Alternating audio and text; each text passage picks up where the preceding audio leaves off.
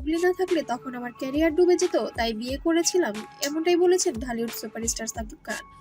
আমাদের একটি প্রোগ্রামে উপস্থিত ছিলেন ঢালিউড কিং সাকিব খান, যেখানে আমরা প্রশ্ন রেখেছিলাম, 5 বছর আগে কেন আপনি অপুকে ছেড়ে বুবলিকে বিয়ে করেছিলেন এবং আপনার ক্যারিয়ারে বুবলিকে কেন নিয়ে এসেছিলেন?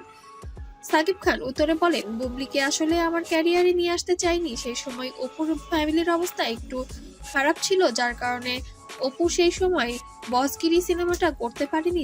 অপু বিশ্বাসের যখন একটু ফ্যামিলি প্রবলেম ছিল, ওর মা সিক ছিল, তো সেই মুহূর্তে যখন সিনেমাটা করতে পারলো না, অপু বিশ্বাস একটারই নায়িকা ছিল বসগিরিতে। আচ্ছা, তো যখন করতে পারলো না, তখন তো খোঁজা হচ্ছে যে কাকে নেবো কাকে নেবো। তখন মনে হলো যে আসলে নিউ ফেস দরকার।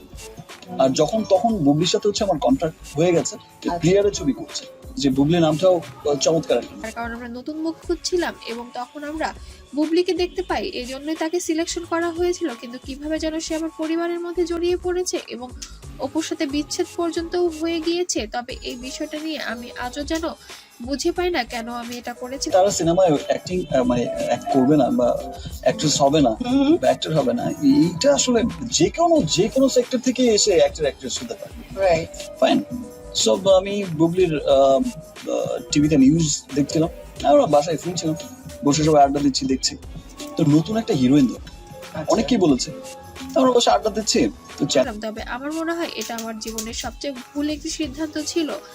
তবে বুবলিও খারাপ ছিল না, ভালোই ছিল, কিন্তু তারপরে কেন ও এই নোংরামিগুলোর মধ্যে লিপ্ত হয়ে গেল, আজও আমি যেন প্রশ্নের উত্তর খুঁজে পাই না। এজন্য এই বিষয় নিয়ে আমি আর কোনো মন্তব্য করতে চাচ্ছি না।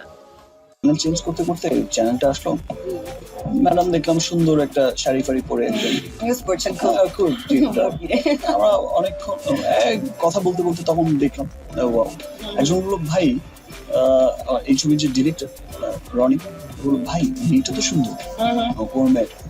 বলছি যে এই যে নিউজ